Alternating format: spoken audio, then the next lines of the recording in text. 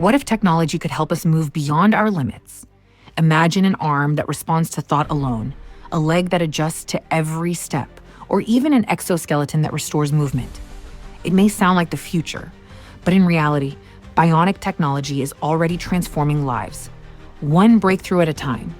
At its heart, bionic technology is where biology meets engineering, combining robotics, neuroscience, and artificial intelligence to create solutions once thought impossible. It all begins with brain-machine interfaces, tiny sensors that detect electrical signals from the brain or remaining muscles. These signals are then sent to a bionic limb, allowing movement through thought alone. And with AI-powered feedback loops, modern prosthetics can now sense touch and adjust in real time, making them more natural than ever before.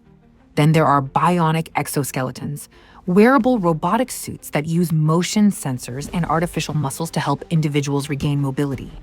Bionic technology is about unlocking human potential in ways we never imagined.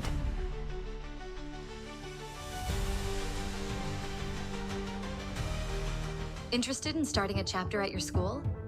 Check out our website or contact Ken for more information. Make sure to subscribe for more STEM videos.